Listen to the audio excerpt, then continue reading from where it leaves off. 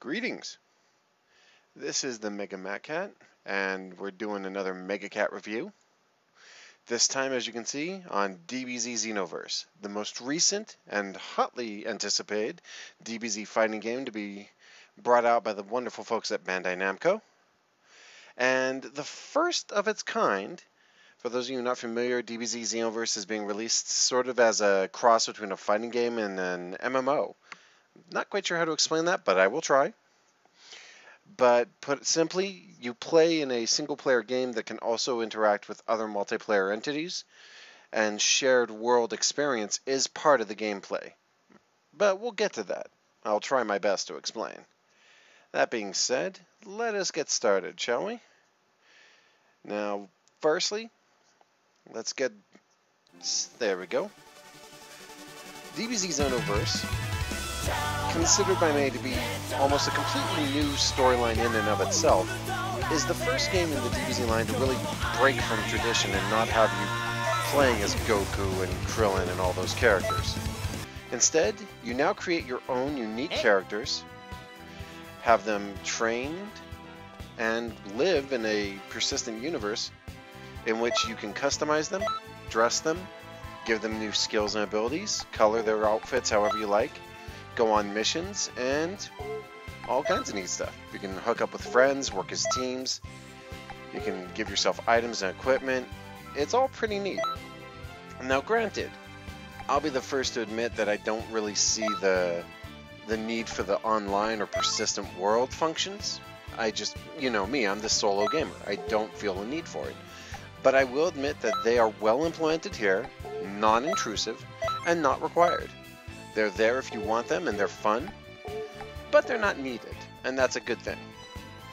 Now, what makes this game stand out is if you look at the characters on screen, some of them have blue text, some of them have yellow text. If their text is yellow, it means that that character belongs to another player, and in the game you can recruit the AI-equipped characters created by other players and have them put into your game as teammates to do missions such as the one I'm about to undertake here. You can fight these missions alone or as teams of 3. You can take AI-controlled computer characters from the DBZ universe or AI-controlled characters from other players. You can team up with other players live on the system and play together, or you can fight each other in tournaments and online battles. It's a very deep and very well put together system, all tied into a single hub world that allows everything to be fluid, if not as fast as I'd like. The lack of a dash button is a problem, but a minor one at that. Now, the best thing about this game is how it handles story and how it handles gameplay, and we'll get to both of those momentarily. Starting, of course, with the story. Now, anyone who's familiar with DBZ knows the story. Goku, Vegeta, the Saiyans, Frieza, Cooler if you want to include the movie characters, and then you also have Cell, Imagine Buu, and all that crap. This game takes a unique turn on it. You are a warrior plucked from the universe, brought to a time enforcement bureau run by Trunks, and you go in and play through the various DBZ events as your character. What makes it unique is that you're not playing as Goku or the others. You're going in to make sure that time stays the same because someone is screwing with time, making sure that events play out differently and that the heroes always lose. Now, as you can see here, I'm actually Ginyu at the moment, and that's because in the Ginyu story saga, your character winds up taking the Change Blast and turns into Ginyu for a short time. You then turn back and play as yourself later. This is just one alteration that the story goes through, and as you play, the story takes a multitude of twists and turns that you have to fix and put back on the track. Goku still dies fighting Raditz. It's just that Raditz gets away in this timeline, and you have to make sure that Raditz gets killed in the process. Vegeta beats Goku, and also all the other Z fighters, and conquers the Earth, and then blows it up. You have to make sure that he loses in the end, and also that Krillin doesn't murder him. You have to do these things in sequence. I mean, they take these parts of the game, based on the actual events of the DBZ storyline, and then you simply go through those storylines with your character, fighting those fights, fighting those battles, and trying to make sure that they turn out the way they are supposed to. And it's actually really cool. I was skeptical at first, and I will admit that some of the stuff is kind of silly and campy, and granted, they're taking a much more open and humorous point.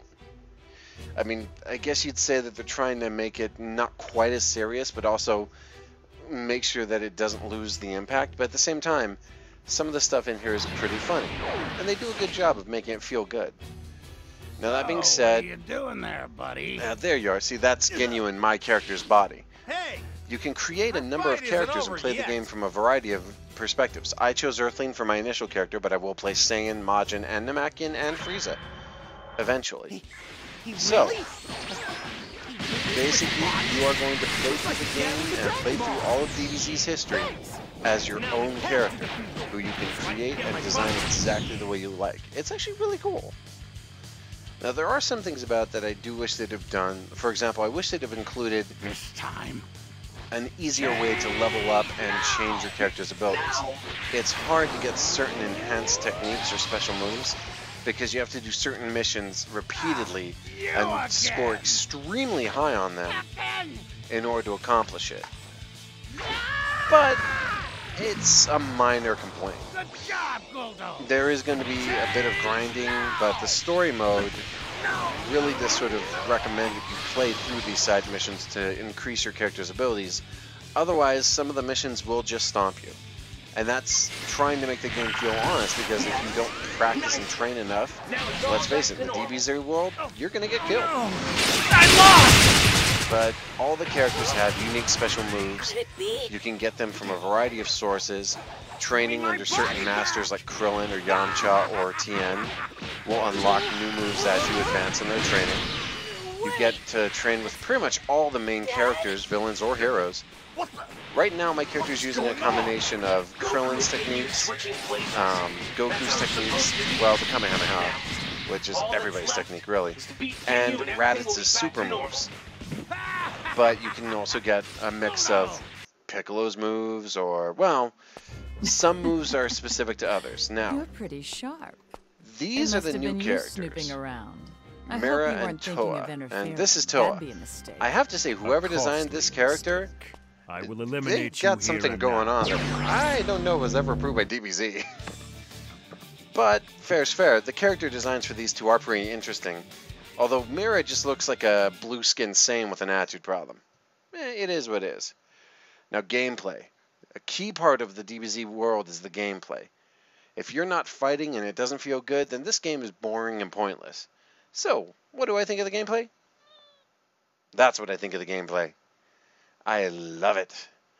The gameplay in this takes cues from several of DBZ's best games, and actually takes a few things from Battle of Z, but they implement it very, very skillfully. The combat engine feels like a cross between Budokai Tenkaichi 3, as you can see here with the combos and the high speed and the super techniques. That's the one I'm, in a lock-on fight with this guy trying to break through his defenses. And then I'm also doing a 3D camera move, so the game uses BT3's engine. But what's different is that it actually uses the lock-on system from Battle of Z, which I thought was very handy. Now, that being said, this also allows for team-based battles, You must be very confident and it in means your that the skill. special moves are pulled off in real time. Not quite as cinematic as some of the BT3 or Ultimate Tenkaichi moves were, but they feel powerful, they feel impact, you know? Unlike some games, especially like Battle of Z, in which the super moves felt weak and ineffective, this game, the moves feel like they really land, they really hit home. And the super moves, while not as cinematic and certainly not as powerful looking, still convey a sense of force and power to them that the Battle of Z moves did not. And this is truthfully one of its better things. One of the better things they implemented about this game was that they gave it more impact, combining the best parts of BT3 and Battle of Z into an interesting combat mechanic. Now, granted, I still think they could have done more with the supers. Particularly the ultimates could have been improved. but they still look really bad. My only other complaint about the game is that the key charging mechanic that was so prevalent in so many other games of the DBZ lineage isn't actually present within this game. Your key charges naturally over time, and you also gain key as you fight. Like if you land blows, you get key, or if you use certain items, you get key. There is an option to use a special move to charge up your key, which can be very handy in the higher levels because you'll have so much key available that it takes forever to charge it naturally. Just keep on getting better and better. But that being said, it isn't without its advantages. Now, the other side of the gameplay, other than the story missions, are these side missions known as parallel quests, in which you're set a series of objectives and tasks, where you have to finish certain missions under certain conditions, and the better you do, the more prizes you unlock. Some will unlock super moves, ultimate attacks, new clothes. It's actually possible to get a variety of mission-specific items from a single mission, and the better you do, the more you tend to unlock. Now, that being said, it's not without some problems. These missions can be very difficult, and the process for unlocking certain things can be almost arbitrary. It's hard to tell what the specific need is, but I found that if your character's powered up enough, you can score pretty highly on some of these and get a lot of good stuff on it.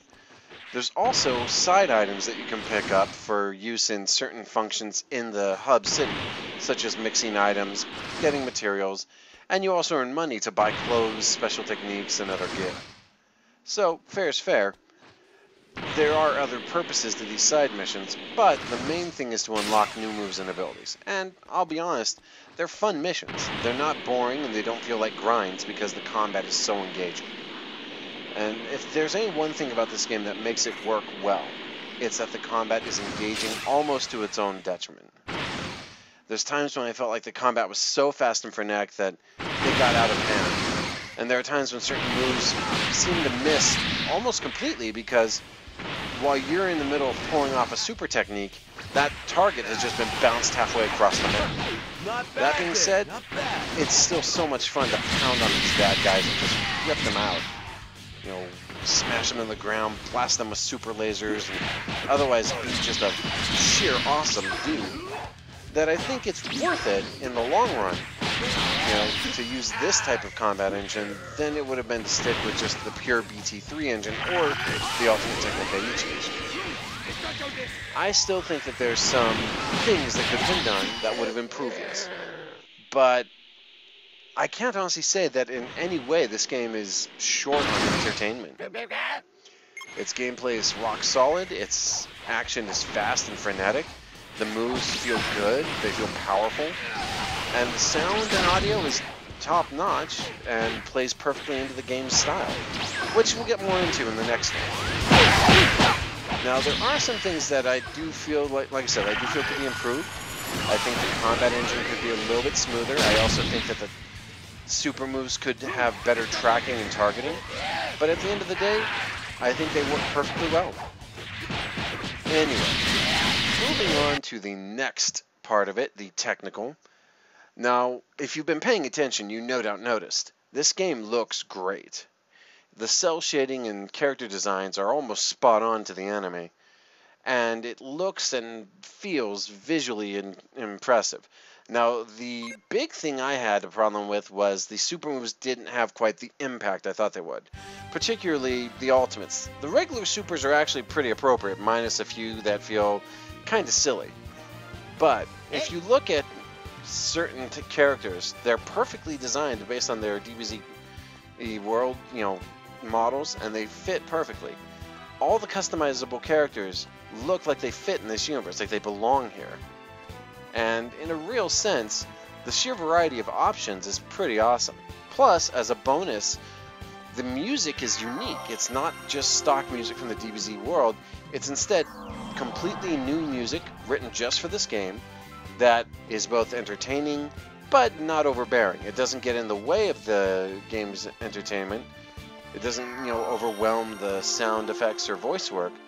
It's where it is, it's where it needs to be, and it does what it needs to do. While there are certainly some unusual voice work in the game. I think mainly because the DBZ characters are saying stuff that seems so out of place in this world. But it doesn't take you out of the game. In fact, there's times when it actually adds to it. Now, on the customizable character side, there's a lot of voice work options for each group, male and female. Now, some character groups, like, for example, the Frieza group and the Namekian group, don't have female. They just have one style, which is true to the DBZ universe. On the other hand, it should be noted that there's a lot of voice options, male and female, for the humans, Majins, and Saiyans.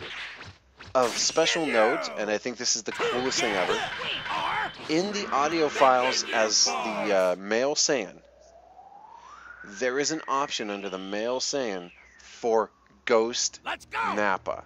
And I'm not joking. I'm seriously being honest with you. Takahata 101 does the voice work for the 8th character voice for the Saiyans. So yes, Taka is in the game, and he is Nappa. Essentially, your character will use Ghost Nappa's voice and mannerisms, and it's hilarious. But at the end of the day, I think that the best thing about this game is sheer, in terms of its technical ability, is sheer customization. The sheer amount of options and variety that the game gives you is wonderful. You can be what you want, play what you want, create your character how you want, and it will fit and be perfectly right in this world. I love it, and I think that technically it accomplishes everything it needs to accomplish without any problem. Now, my final verdict, and this is where I'm going to have to split the hairs a bit, because admittedly, I actually have two minds about this game. In so much as I feel like, there's going to be two people who have interest in this game. One is DBZ fans, and the other is fans of action or fighting games. Now, the customization option in this game is a core component of it. And if you like building and customizing your own characters, this game gives you a ton of choices. If you're a DBZ fan, that is a dream come true on levels I can't even begin to describe. That being said, the fighting engine, solid and intense as it is a must-buy for the DBZ fans. You're going to love it. That brings us to the question, though, what about everybody else? To be honest with you, I would recommend testing it out, see how it works for you. There's going to be some who don't like the fighting engine, I'm sure, who would prefer to be purely BT3. I know there's others who are going to find it a little bit hard to swallow because it does feature some of the camera and visual effects work from Battle of Z. But at the end of the day, I think the game's strengths are far better than its weaknesses. And to be fair, the sheer variety of character design and customization means that you can create a character that suits your style and play, your personal play style easily. Do you like to do long-range attacks? Do you like to fight at a distance? There's a character for that. Do you like to rush in and pound your opponent with hard, close combat? There's a character for that. Do you want to make a character who's an unbelievably powerful glass cannon who can't take a punch but can blow up half the universe? You can do that. The trick is finding the character that suits your playstyle and making them work. And as you go through the game, new missions will open up, new trainers will come to life, and you can have yourself trained and taught by any single trainer. Now, this mechanic is one of the only other things I think could have been improved. Training with the trainers is very cool, and they do actually train you differently than the previous games, which, Ultimate Tenkaichi, all you did was fight each other over and over and over again. It got boring. In this game, the fights are all unique and have various different requirements behind them for you to actually succeed, meaning that they don't get repetitive. But to get to each of these milestones with a master means you have to go back and grind their super moves and special techniques over and over and over again until you reach a point where they're willing to take you to the next step. And I find that incredibly frustrating that it takes a long time to reach that pinnacle. It shouldn't be so slow, especially if you're, going back and doing levels over and over and over. Still, fair is fair. Good. I think that You're getting it. there's a lot of good things that can be done in this game, and I think there's a lot of things that, are going to appeal to people on such a level that Holy mackerel. they will How overlook in the its world flaws. did you get that strong from I did. training? For all of the things that I think it does wrong, and admittedly there's some, I think that everything else it gets right more than makes up for it. For an actual rating, I would actually give it like 4 out of 5 stars in terms of the gameplay and its relationship to DBZ. As a pure fighting game, I'd give it 3 stars out of 5. It's not the best fighting mechanic ever, and it certainly has some notable flaws, but it's still solid and feels rock solid in the hand-to-hand combat. Its energy weapon attacks, the beams and everything could have been done better, but at the end of the day, I'm having too much fun to care. And you will too if you're a big DBZ fan. Once you create that character and start down the road, you'll find that's very difficult to turn back. Either way, I will go ahead and leave it at that. Like I said, if you're a DBZ fan, you should have already bought this game and be playing it. If you're not a DBZ fan, but you have an interest in interesting combat mechanics or unique fighting games, check this out. It might be worth a try. Both options are, viable. I'd say if you have the option, rent it from GameFly first and try it out. Make a decision then. If not, well, it's up to you. Either way, this is the Mega Mad Cat, and I thank you for watching. I'm still working on my Gundam Breaker 2 project, and we'll be releasing the pilot of that shortly. And otherwise, I will see you all for the next video. Take care.